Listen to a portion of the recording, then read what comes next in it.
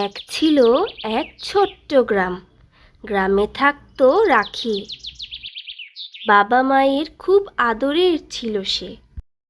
সব কিছুতে ভালো হলেও রাখি একদমই সবজি খেতে চাইতো না।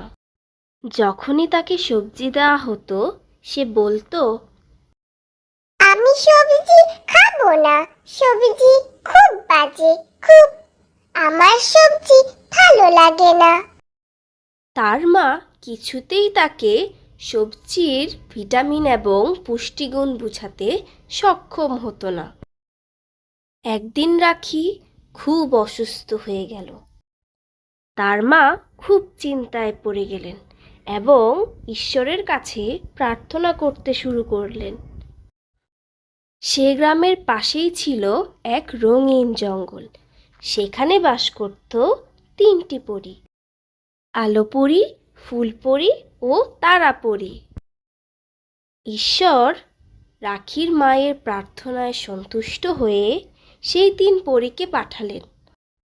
আলোপরী রাখির মাকে দিল গাজর এবং বলল, এইটা খেলে রাখির চোখ ভালো হয়ে যাবে।